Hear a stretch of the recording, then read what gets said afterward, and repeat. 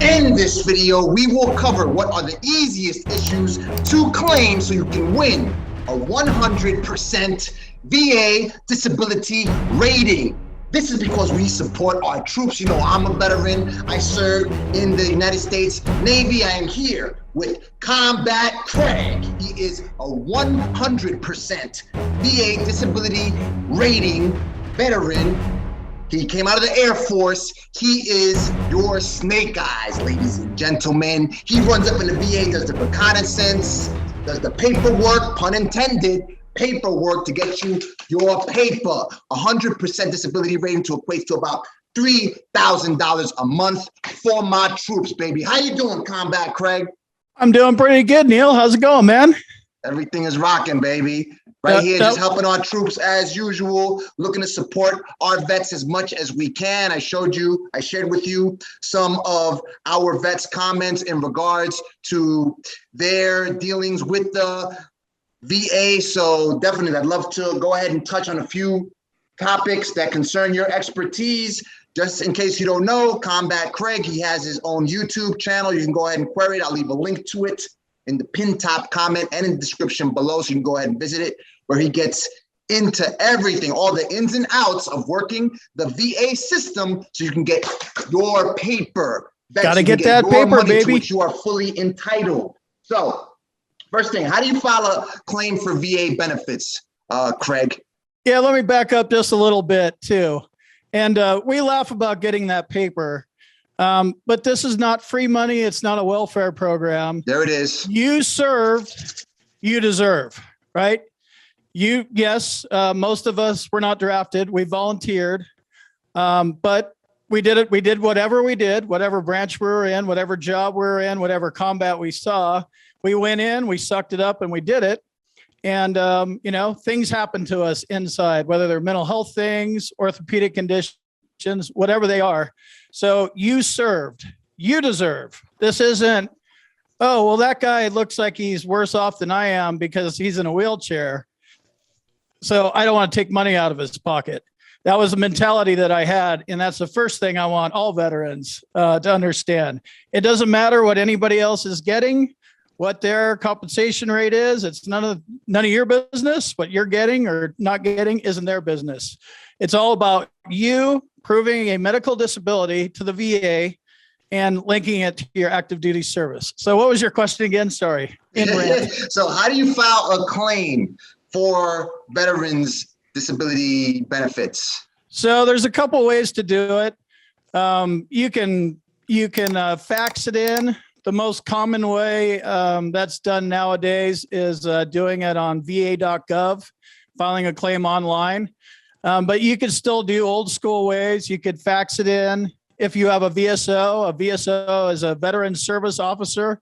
They work for their accredited agents that work for, big organizations like AMVETS and DAV, Stable Veterans of America. There's a handful of them, and they can help you too. They could file it on your behalf. But the most popular way that I see is doing it online at va.gov. And it literally takes 2 minutes. The hard part is not filing the claim. The hard part is providing medical evidence to prove that you have a disability. I'm a veteran. Why should I have to prove it? Well, how well has it been working for you for the past 30 years? If you didn't have to prove anything, they would have just handed you 100% when you walked out, right? So that doesn't happen. So medical disability, you have to prove it. And as you are qualified to write a personal statement on 21-4138, you can, write a personal statement and explain it. You are not a doctor. You're not qualified to give a medical opinion about yourself. You need a doctor to do that. So maybe there's a VA doctor that's not downplayed your symptoms and they're talking about how bad you really are. Or you might have to get it from a private doctor. Wherever you get it, it's a qualified medical professional. So need medical evidence. So it's to long story short, va.gov is the most popular way. And that's not the hard part. The hard part is proving it with medical evidence. Okay, medical evidence. So you do that to the extent of potentially hiring psychiatrist, the doctor that can go ahead and diagnose you with whatever issue that you are claiming or for which you're filing a claim. Is that valid? Yeah. Or So, are there anything else that you? I'm glad you touched on mental health. So in order to win a VA claim, you need a current diagnosis. A current diagnosis is not a diagnosis from 72. That's an old diagnosis. So you need a current diagnosis within the past year. Okay. The more current, the better. Okay. You need your severity of your symptoms documented, and you need to have symptoms. So if you have a diagnosis and you have no symptoms, you have no business filing a claim because nothing's bothering you. Then the last part, and in all three of these are equal: diagnosis, symptoms, and the nexus. The nexus is the link between your current disability and your active duty service. Okay, so the nexus, the current disability and active duty service. Now, is that part of the documentation that a medical professional would go ahead and produce? So in other words, in the document, it would read, this person suffers from PTSD, this person suffers from migraines, and that came due to whatever issues. Yeah, he has to link it. So in the military. The VA uses a special, so the nexus has to come from a doctor, and it's usually your doctor writes the diagnosis. If he's a psychologist, he's probably just talking to you. If he's a psychiatrist, he's prescribing you meds. Get both. More medical evidence is better. Okay. Then he's going to document the severity of your symptoms, your weird tics, things you don't even know about you. Like, why do I sit in the basement like I do in Idaho all the time with surveillance cameras and my dog? And it's called hypervigilance. You know, why do I go into restaurants and I'm like, you know, looking for escape routes and defensive and offensive fighting positions, and I'm just going in to pick up a Twinkie. Hypervigilance, they're symptoms. It's funny because I always force my kids to face me, but I ensure that I always take the seat that's looking at the door. So it's like, I didn't even know that was a condition. That's hypervigilance. Yeah, hypervigilance. And if you dig into it more, annoyed about that all the time. If you dig into it more, when I found out about this about myself, I was like, I'm doing things way before I get my back up against the wall. For me, it starts when I leave my house. Because I'm leaving my castle, right? This is where it's going to go down. Whatever it is, when they come to get me, it's paranoid way of thinking, but it's just part of my disability. So I'm already panicking because I'm driving away from my house. Once I get to the restaurant, you know, I'm looking for escape routes. As I enter the parking lot, I'm scanning the parking lot like, oh, okay, cool. I got some people over here, some people over there. That lady's got a baby. What's underneath that baby? Okay, cool. Threat assessment done. That's okay. That's okay. And then you walk in the door, and then you get your back up against the door, and it's like, you know, all right, what am I going to defend myself with? Because it's going down. It's just like a paranoid, constant state of mind of panic and stuff like that. You know, you're not walking around armed everywhere. Even if you do that, that's not the best option. So it's like, all right, cool. How am I going to defend myself when it goes down? All right, well, there's a silverware tray. They don't have knives. They have spoons. Cool. I'm going to grab spoons.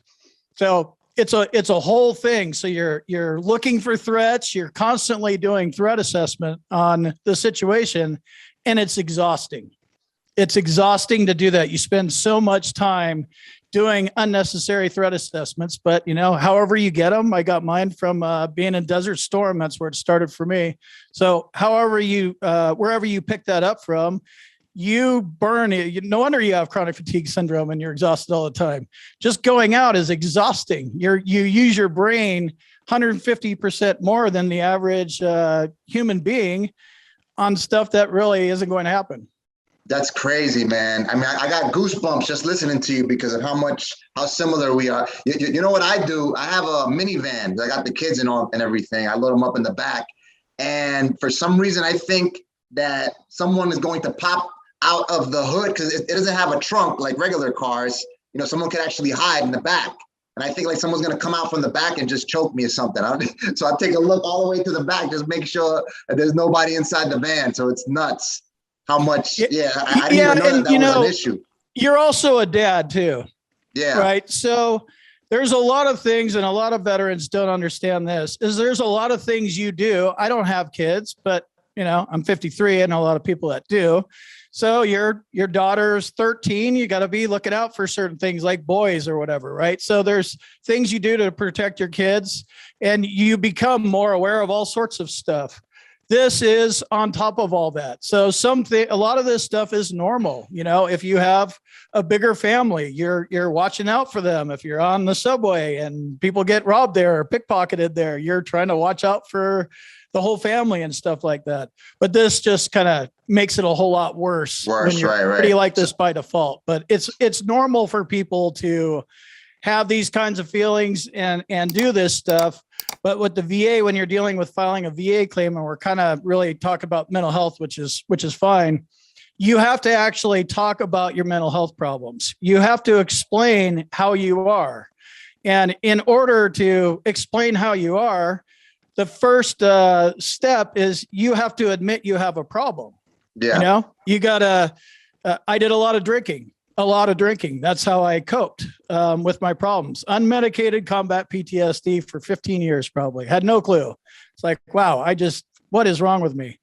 So admitting that you have a problem, getting help for the problem. You don't need to fix it. Like PTSD doesn't just go away. Some people manage it better than others, but wow, okay, that's why I'm doing this stuff. That's why I'm an alcoholic, right? Because I use it as a coping mechanism. So now I understand why I drink. I still drink. I'm not in AA or anything like that, but I keep it in check, and I know that tequila is not a good idea for me. So you have to admit that you have a problem, and you have to admit it on paper, have a doctor agree with you. That's where the diagnosis, severity of symptoms, and the Nexus comes from. And that's what I was circling back around to. The Nexus is the link between your active duty service and your current disability. So if I'm filing a combat PTSD claim now at 53, because I didn't even know I had it till I was 47, it's not automatically service connected. You can only get combat from one place. I have combat, like you get it from combat. There's only one place in the entire world you can get it. You can have other forms of PTSD, but combat PTSD comes from a combat zone. So basically, if I'm filing a new claim, I have what I think to be combat PTSD, probably got some depression, some anxiety, some insomnia, some other mental health issues mixed in with it. But I need to prove it. And the burden of proof standard, the VA has these weird little words in their legal terms. So 100% chance is due to, 70% chance is more likely than not, 50% chance, at least as likely as not, 30% chance, less than likely than not, and then 0% chance is not due to. The reason why these things are important, however you're engaging with the VA, they have this fake thing called a veteran-friendly environment. It's not really that friendly, or like I said, we would have just gotten compensated a long time ago. But there's this veteran-friendly environment. They have something called the duty to assist, where it's their duty by law, mandated by Congress, to assist us in helping us with their claims. I would not ask for their help. That's a good way to lose. And then there's this concept of this concept of fairness, and it's basically the tie goes to the veteran. So if you walk up and file your claim, and you're at 50%, and you have this amount of positive medical evidence, and then the VA comes back with 50% medical evidence, you're supposed to win, because the tie goes to the veteran. You never want to show up to a fist fight with the VA with a tie. Skew it.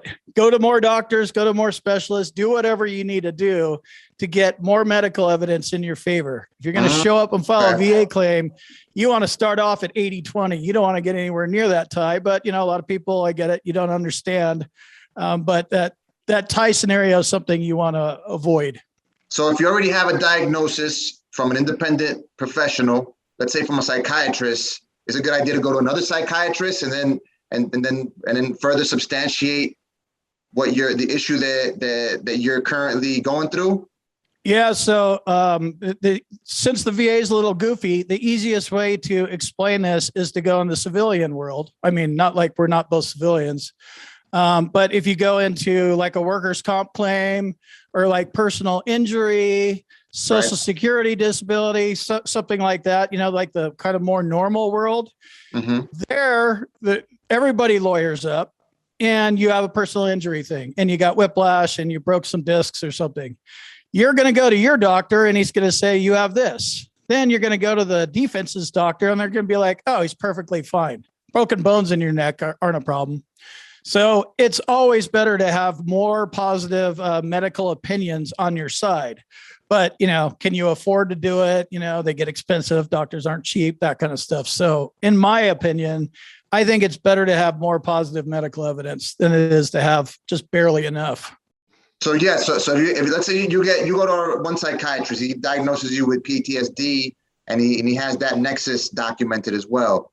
Is it advisable just to go to another psychiatrist and have him do the same thing? If you personally, do that? I would, and I tell my viewers to do that. Again, a lot of people don't.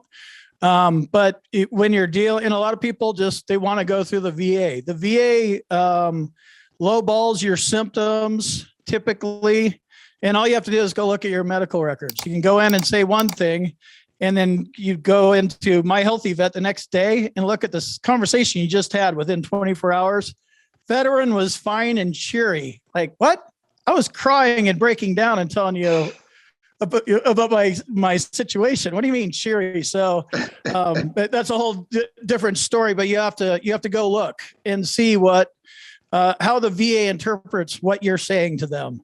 So it's better to have a private doctor because it's a business transaction, and typically, they're just they actually like veterans. I kind of joke about how the VA doesn't really like veterans. I know it's not true 100% of the time, but they get jaded. So if you could have one or two private doctors that are all on the same page, your page, that's stronger for sure. Okay. So basically, would mental health or issues involving mental health, would they be something that can potentially qualify you for a 100% VA disability rating? Yeah, and mental health is good. So mental health is a special kind of doctor. They're a board certified psychologist or psychiatrist, writes meds. Psychologist does the talking. So that's the only person qualified to deal with mental health. I'm sure you're probably familiar with that, right? Yeah, so definitely. Your general practitioner, your normal MD or whatever, there's specialists all over the place for sure. But generally speaking, a medical doctor that has MD after his name, they're qualified to give an opinion about your ankle or your knee or your broken bone or the lingering effects from when you broke your ankle and snapped it in half when you were in the Army back in the day. The easiest way these are orthopedic conditions. They're low value claims. Like your back needs to be horrible, like broken in half and you've been dead for 50 years to get a 40% rating. A typical back rating is 0%, 10%, maybe 20. And that's it. That's just the way the law is written. If we want to change the laws, we need to get with our Congress people and get them out of there and get people in there that are on our page. But what's happening along with that lower back is a bunch of stuff that just a lot of veterans don't understand. It's called secondary service connections. Your lower back causes you problems everywhere. You have herniated discs pinching in your L5-S1 joint. That causes radiculopathy, numbness and tingling in your legs. They could be giving you painkillers or something like that. That tears up your stomach. Now you have a GERD claim, gastroesophageal reflux disease. Maybe they give you Motrin or something. And that causes some other kind of condition. Maybe there's a lot of medications involved. I know they're backing off of the painkiller stuff, but you just look on whatever you're taking, go look on your prescription bottle. It has side effects all over the place. Are you wondering why you just suddenly got migraines when you're 43 years old? Could be because of the meds you're taking for your back. That would be a secondary service connection. Mental health is a perfect secondary service connection claim. And depending on where you're at, mental health is most commonly rated at 70%. So mental health is a very viable path to 100% rating. So if you think about it, like whatever, I'm getting older, but here I am at 25 and I can't do anything. Like I can't do what other 25-year-olds do because my back's all jacked up. That is depressing. And this isn't like a fairy tale kind of concept or something that's hard to get. It's depressing. You're limiting your life. Your life is limited. You can't play with the kids. You can't play golf. You can't do whatever you like to do because you're limited at whatever age. So that's a depression claim at the very least. Yeah, I'm starting to mistaken you for that. What's her name? Suki from True Blood, that she used to read minds, because you were taking the words right out of my mouth, man, out of my mind rather, because I was about to say, me at 26, I suffered an injury when I was in the Navy. And I mean, I was walking like with a crouched gait at 26, and it depressed me. I had just gotten a scholarship into NYU, and I was in New York University, and I was kicking ass. I had just graduated from honors in BMCC and all this other stuff. But I was like walking like this, and I was like, damn, I'm only 26. I'm like, what the hell is my problem? And yeah, absolutely. That depressed me like crazy. I was like, what's my problem?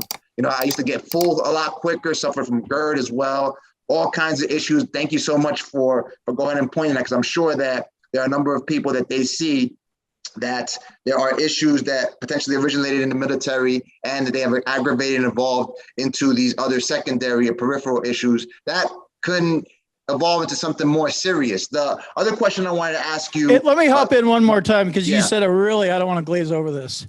So you were dealing with this when you were 26. 26, man. BYU, I'm 26. Who are you going to complain to? Who wants to hear you complain about anything at any time ever? Your mom doesn't either, but she'll listen to you, right? No, the doctor used to tell me, take a hot bath. Right. Yeah, exactly. And so you have that. You're at whatever age you are. Then what was pounded into you? Not so much prior to military, but for sure in the military. Your job is to fight and go to war, period. We do not cry. We do not complain. So we are just pounded day one of boot camp, suck it up mentality. You do not complain. You conform. These guys here, you may not like them, but they're going to be your brothers because you're going to have to rely on them. So we learn how to suck it up and not talk about problems when we're 18, 19, 20 years old. So as we get older, it's not like we could complain to anybody anyway, but I did the same thing. So I just wanted to kind of put a little emphasis on that. Yeah, no, in boot camp, they threaten you with, I think it was called ASMOD, if I'm not mistaken. It was like, if you got sick, you had to be held back because you got to go to the doctor. And if you have to stay in the doctor for too long, like more than a couple of days, then they put you in a company that is behind yours. Yeah. So I had like you back and recycle you. Yeah. I think I had strep throat like every single day. I wake up with a sore throat because like 90 people jam packed. They never let us wash our hands. Like, I don't know if it was like that for you. Like, we couldn't wash our hands before we ate. So every day I had a sore throat in the morning, and I went through like maybe only two fevers about.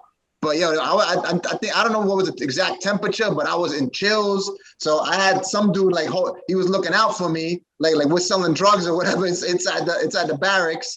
He's looking out, making sure that the company commander doesn't walk in or anybody doesn't walk in while I'm shivering under the rack, because you can't be on a rack, you can't be on the bed.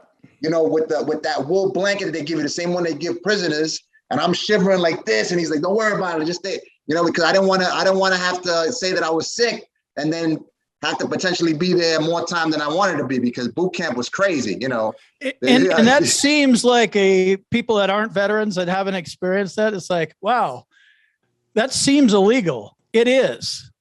But back in the day, it wasn't illegal. Like literally you cannot conform. So not only are we going to, put you over with the special group, then we're just going to kick you out because you don't fit in my Marine Corps. So things have changed along a lot, and just the way society is, and disabilities and participation trophies. I don't know if I agree with all that kind of stuff, but it's changed a lot. But the military did some pretty mean stuff to you in the 60s, 70s, 80s, 90s. It's incrementally getting better, but it's still riddled with problems. Yeah, bonkers, man. All right, so the one recurring response that I got from a couple of viewers that I went ahead and asked a couple of questions. Basically, they don't know why the Veterans Administration does not give them 100% disability or a higher disability rating. So is that typical? Do they typically not produce the reason why they deny your claim? So 80% of all veterans are underrated. That's a huge number. There's 20 million veterans. 80% are underrated. According to what? That's I don't have this. I don't have the stat. I don't have it. I know it. Go look. Maybe it's 81%. Yeah, like it's a huge number, and I don't know the exact number of veterans out there. 20 million or so.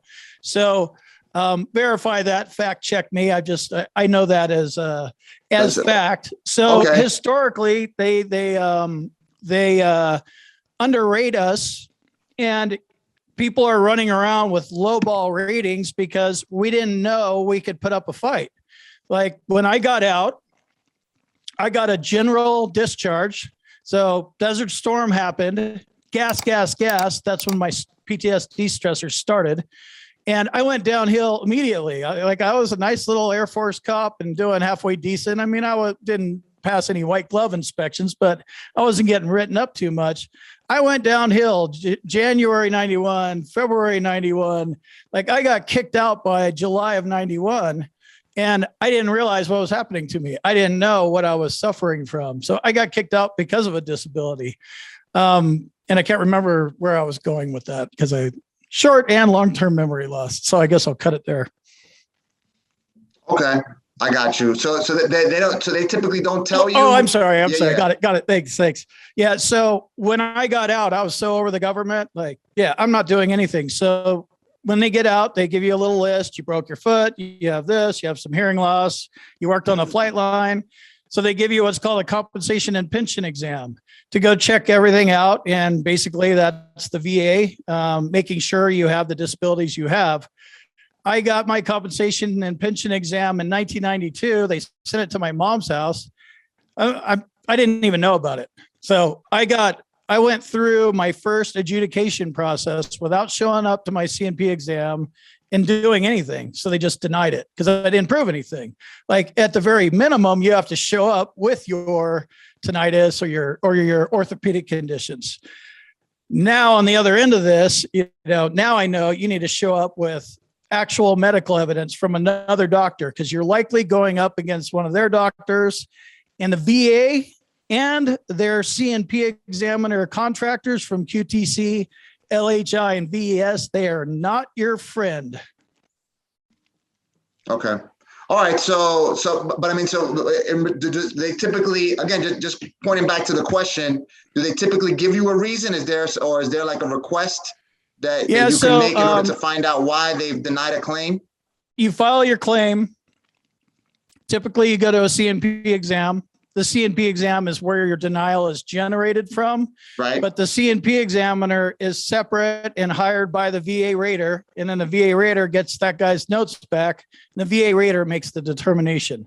So they send you a decision letter and they tell you what evidence was considered, what was considered favorable, what was considered unfavorable. So they tell you, but it's very dry legalese kind of language. And if you're not used to reading it, everything can be right in front of you and you don't notice it. So they do by law tell you why you were denied, because the next phase is you can appeal the decision. Okay. So at that juncture, there are some organizations that they help veterans, for instance, the Veterans Consortium. As a matter of fact, I'll just go ahead and just show I don't know if you've watched my channel, we have, I typically share a spreadsheet where I list links to information resources and application portals to grants for everyone. You can find it at bit.ly/bizss21, and I have a veterans tab. So for instance, one of the organizations that I've listed that helps with discharge upgrades, legal clinic, appeal to the U.S. Court of Appeals for Veterans Claims, and more is Vets Prono vetsprobono.org. It's the Veterans Consortium. They provide free help for veterans. Is it good to go ahead and reach out to these organizations that offer help to veterans so they can help you in regards to claims or to discharge upgrades? So if you don't understand your decision letter and you've put zero effort into the process like I did, and you're completely clueless, and you would prefer somebody else just do it all for you, that's one way to go. I didn't have a good experience with any veterans helping organization, so I fired all mine. And if I have to go to the Supreme Court, I am not taking a lawyer with me. I am going to argue this thing on the merits of the case and the law, and I'm going to go up against some district attorney guy and get my butt kicked. But I am in control of my own claim. So, but I'm an extreme. I'm off the extreme side. I sit here, have a YouTube channel. Once I figured out that I was playing a game, like, hello, you're in a game. It's chess. We've been checkmating your ass for 27 years. I was so pissed. I started the YouTube channel, and this is all I do is just learn about disabilities, VA law. It's fascinating. And I want as many people to learn how to fight for themselves. But at the end of the day, this comes down to tax-free money that you are going to receive for you and your family for the rest of your life, period. You're not a millionaire, but if you're making $200 a month now at a 20% rating, going up to 100% and getting $3,200 or $3,500, depending on your dependents, that's a life-changing amount of money. You might have to move somewhere like Idaho, but whatever, or, move to Colombia. But it affects you, right? So as much as I want to help you, how much you make doesn't affect me. It doesn't affect my pocket, right? So it's something to keep in mind when dealing with veteran service organizations. You are another veteran. Some organizations treat you better than other. I'm not saying there's not plenty of people out there that will fight, drag it to the mat, but you have to be involved. It's your money. And the only one that it's going to affect is you and your family. So you have to muster up and go find that Marine that was 25. I don't care if you're 89 years old. You have two choices. You could die compensated or you could die undercompensated. I don't think there's going to be much of an argument that we're all going to die at some point. So right. You either get paid or you don't. Right. You serve, you deserve. And I wrote it down with a pen too, so I could make more of an imprint in my brain, and I could keep that. I like that line.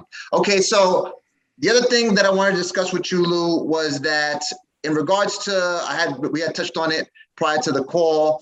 In regards to discharge upgrades, I have seen that some people you tell that some people they don't even need it in order to file a claim. For instance, if they had some type of, for instance, general or other than honorable type, or perhaps even a court-martialed discharge, such as a dishonorable discharge, they could still potentially qualify to receive benefits through the VA. How does that work?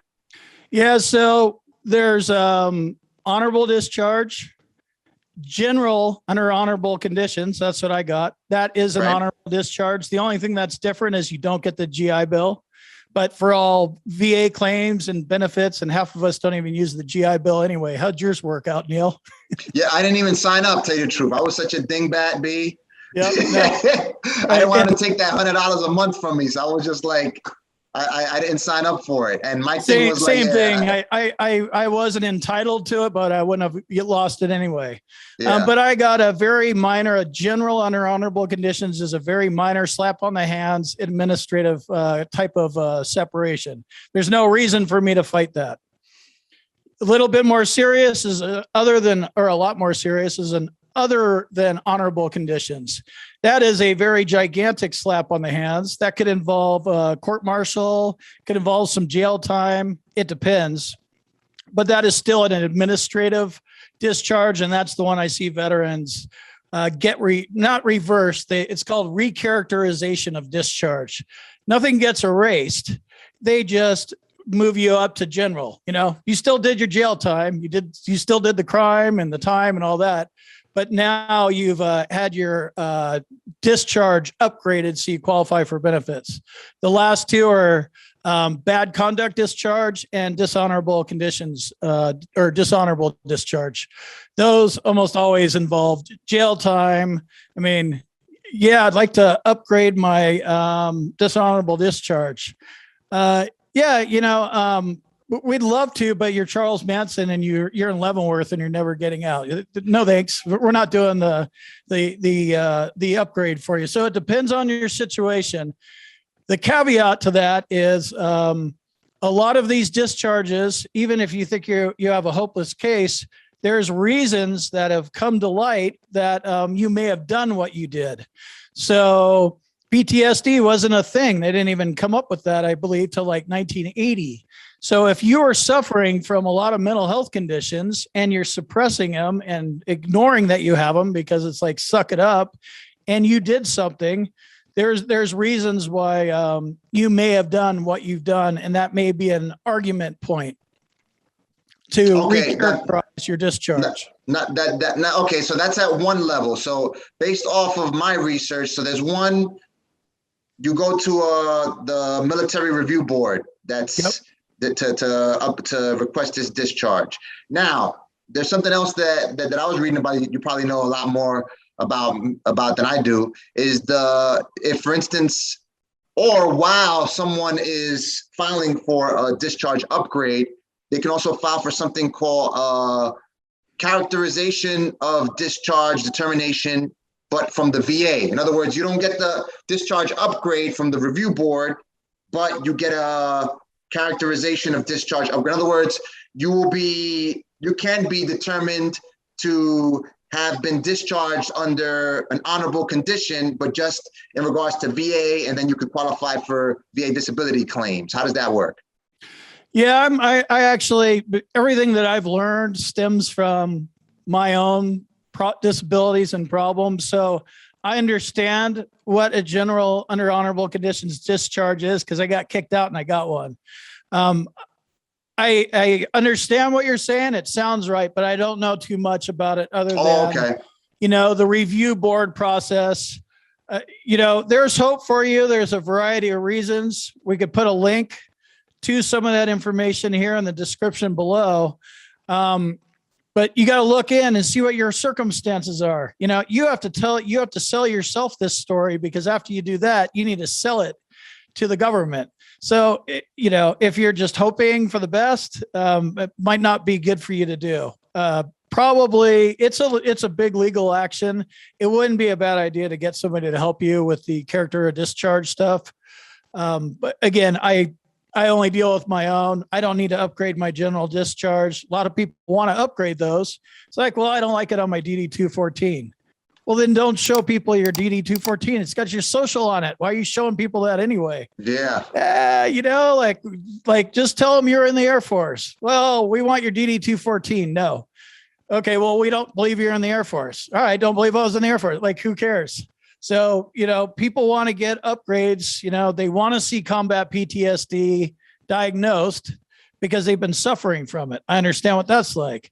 And then they also want to see general under honorable conditions removed from their DD-214, which is your discharge papers. That's not a fight that I want to have, because I don't have anything to gain by removing it. Just so it makes me a little happier. I need to work on my mental health. That'll make me a little happier.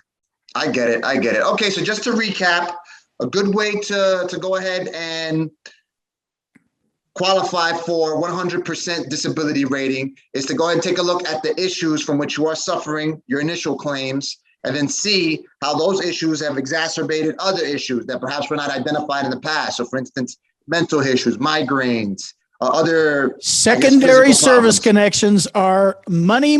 That's how you win. You go in and you start filing secondaries. That's it. That's the end of the story. You may be able to increase some stuff, and that's good. More power to you. File secondaries. File secondaries based off the original claim. So I guess, So in order to file a secondary, right, you need a primary. So you cannot file a secondary condition if you don't have something to attach it to. So the first thing needs to be service connected. Even if it's 0% service connected, that's enough, but it has to be service connected. Service connected. So for instance, like in my particular case, my back, it made me depressed. That evolved into other mental issues, and that could potentially be a Do you have a rating for your back? I do not actually. Okay, so you're not service connected for your back, so that would not work. You got denied. Well, I mean, I don't. But it was in my medical record though. They actually. Yeah, but you have to be service connected. Like you have to get out and fight it and get it service connected. It says service connected. Like when you get your decision letters, it either says service connected or not, or denied, basically not service connected. I got you. I understand. Okay, you got to make sure so you get one issue. And then you move towards how those issues. And a little farther, the most popular claims, the top two, are tinnitus and hearing loss. They're not the same thing. They're two different things. Tinnitus is ringing in the ears. You get rated at 10%. Doesn't matter if it's in 1 ear, 2 ears, or if you happen to have 5 ears, it's still 10%. Hearing loss is something that's normally treated with hearing aids, and they give you 0%. Either one of those are service connected. Tinnitus at 10, hearing loss typically at 0. If the fact that you're 23 years old and you can't hear and you have to wear hearing aids depresses you, secondary claim for depression. Boom, now you just went from 0 to 70. What else is going on? Oh, the depression that I have, they give me meds for that. That causes GERD. There's another 60%. Oh, really? You get headaches on top of that? There's another 50% for headaches. So there's a lot of ways to do it, completely legal, but secondary service connections will set you free. And for more information on how you can go ahead and establish that nexus from primary to secondary and every single detail that you require so you can file your claim and go ahead and increase your disability rating to 100%, because that is our goal. If you serve, you deserve. Go ahead and visit my man, Combat Craig. You'll have the link to it below. Otherwise, go ahead and search for, I was about to say Google on YouTube, the word Combat Craig, and you'll find him. Thank you so much, CC. Hoping to have you on again. Take care. Right on, man. Thanks, brother. Good to see you.